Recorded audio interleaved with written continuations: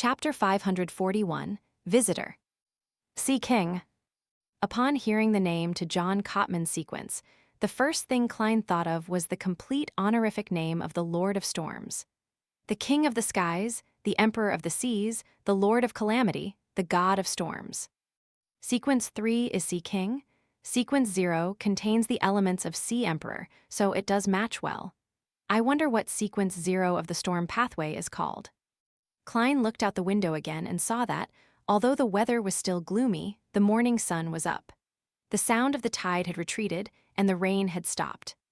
He pulled back his thoughts and analyzed the situation from the information that Danitz had revealed. The potion name is Sea King, which means that the corresponding sequence 3 demigods, saints, have to act as a Sea King. And all acting has one premise, which is that one possesses all the powers needed.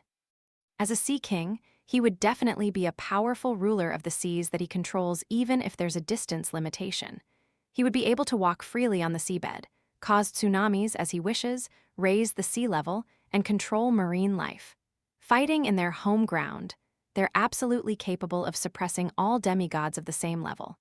The King of the Five Seas and Queen Mystic are roughly at this level as well. It's just that there are differences in strength, because of the different degrees of digestion and their grasp on their powers. But no matter what, as long as they're at sea, Sea Kings are nearly unbeatable. With the abilities displayed by the Sea King, coupled with the oceanic environment, if one hasn't seen the eternal blazing sun, true creator, and other true gods, it's not incomprehensible that people would worship him, believe in him, and pray to him. Many of the deities who received primitive worship might be at this level. They might not even be angels. Yes, do not look directly at God refers to a true deity. Previously, see God Kalvatua didn't give me such a feeling, nor did Ammon's avatar. Of course, I can't be sure if the actual body of a king of angels has some kind of attribute that also doesn't allow one to look directly at them. One is a sea god who's on the verge of collapse and at most, a sequence 3, while the other is a sea king who is in good condition and is able to use sealed artifacts at any time. The outcome is obvious. John Cotman would definitely be able to suppress Kalvatua's madness to prevent the sea from drowning Bayam. He would prevent the entire Blue Mountain Island and its many cities from turning into a lost sea ruin. Just wait a few more days. Kalvatua's madness will completely dissipate, which will end up resolving the matter. This is the simplest and most effective way to deal with the situation, and it wouldn't bring about any panic at all. Most people here wouldn't even detect anything amiss. However, there are also some problems. Firstly, there shouldn't be any other accidents. It's a mystery what that archaeologist, Letitia, did in Saimim Island. She had single-handedly orchestrated the death of the sea god. Perhaps the forces backing her, either the Moses Ascetic Order or the Element Dawn, might take the opportunity to seek something. This is the greatest dormant danger. Yes, there should also be a high sequence beyonder in the Governor General's office and the military. This is a colony base the kingdom has in the central Sanya Sea. Things won't turn out to be too bad. Then, there are the fanatical believers who will most likely become sacrifices as Kalvatua becomes madder and closer to its death. They are like stalks during the harvest, falling down in bunches. However, for the Church of Storms, this isn't too bad of a development. The most pious of the heretics would die with their deity, which would save them the trouble of screening and handling them. If they aren't too pious, they wouldn't be affected too much, and it's possible to reform them. The only drawback is that the Rørsted archipelago would be lacking in manpower for a long period of time. Although such a problem is troublesome, as long as they grit their teeth, things can be resolved. Thus, the Church of Storms, see King John Cotman is more likely to sit back and do nothing. Phew, I wonder how many people will die in the native enclaves and slums because of this. Klein's thoughts were suddenly interrupted by a uniform set of footsteps and a roar high in the sky. Instinctively, he looked up and saw airships painted in dark blue, with several cannon muzzles and machine guns sticking out, fly past him as they headed in different directions. On the main street, soldiers in red coats, white pants, and black leather boots were lined up in neat rows. They were carrying rifles and dragging cannons as contingents of them moved past. The tense and solemn atmosphere suddenly spread. This is a colony. Klein inexplicably felt mixed feelings as he sighed to himself. I wonder how long it will take the church to get rid of that sea serpent and find the place where it's hidden.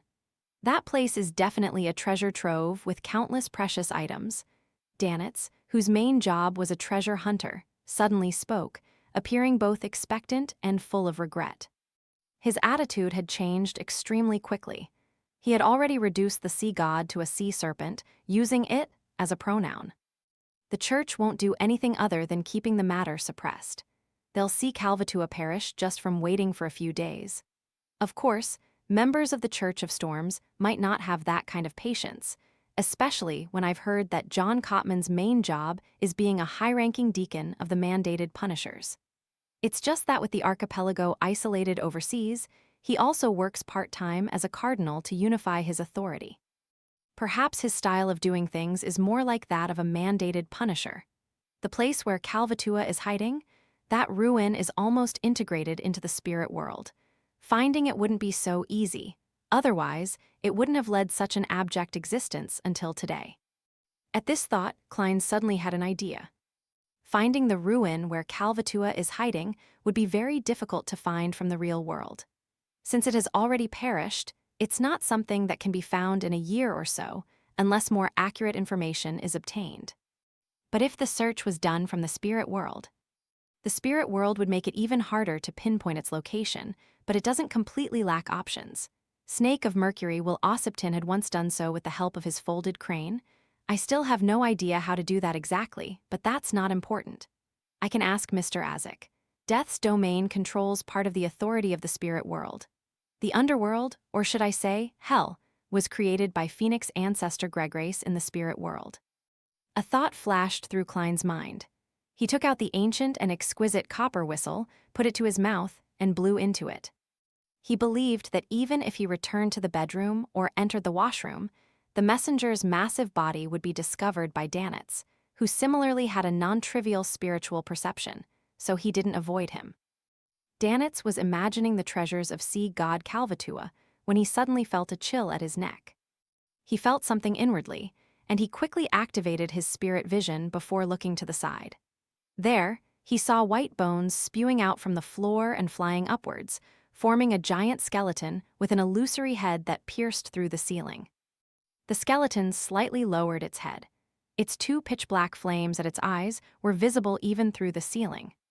The oppressive feeling brought by its massive body made Danitz jump to the side. His body was half-bent, and he conjured a scarlet flame in the palm of his right hand. What kind of monster is this? Danitz looked at Jayaman Sparrow in surprise, only to see him holding a copper whistle and lifting his head as he looked at the skeletal monster. Klein looked up at the huge messenger as the huge messenger looked down at him. Both parties seemed frozen in place. Tusk, I was too anxious. I summoned the messenger before I even wrote the letter. Should I make it stay here or let it return first and let it come back later? I'm Jayaman Sparrow now. Yes, Jayaman Sparrow. Klein didn't say anything. He indifferently withdrew his gaze, took his time to find a pen and paper, and he began to write the letter. He gave a general description of the matter regarding sea god Calvatua, but he concealed the fact that he had nearly been possessed and how he had to borrow the gray fog to dissipate the curse. He mixed in information about Calvatua's ruins, where it hid, when describing the dream he just had. Perhaps a solution can be produced using the spirit world, but I lack the corresponding knowledge and hope to receive your guidance.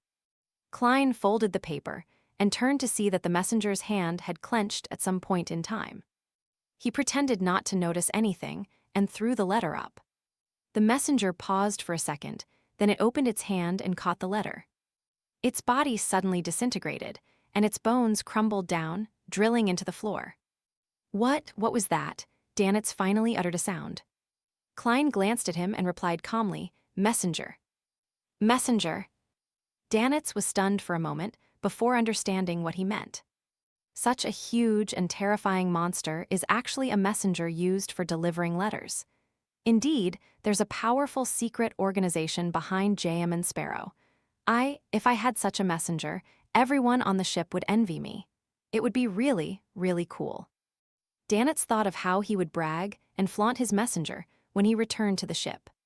Putting away Azek's copper whistle, Klein got a chair and sat down, prepared to eat breakfast in a while. After a while, he heard knocking at the door.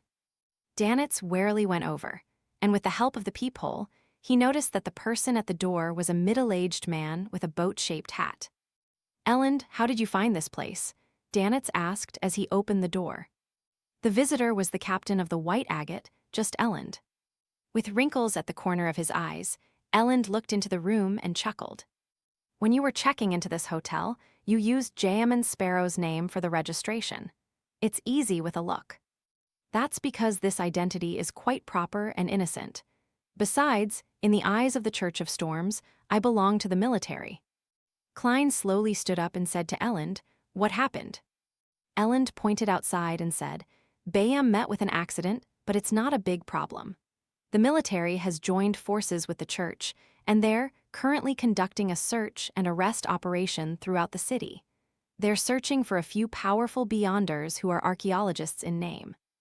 In order to find the target as soon as possible, the military has used all their resources, but it's still not enough for such a large city. Ha, they believe that although you're of unknown origin, you're very friendly to us. They hope you can help with the search and prevent any accidents from happening. The corresponding remuneration will be available after the matter. This is all thanks to you for exaggerating my degree of friendliness. That is to say, after the Church of the Goddess and the Church of Steam and Machinery, I can once again receive money from the military." For a moment, Klein felt mixed feelings. Seeing that he didn't answer immediately, Elend added, "Although there won't be any major problems, the earlier we find the target, the earlier we can control the corresponding disaster. And perhaps that might save a few more people." Klein fell silent for a moment before gently nodding. "Okay,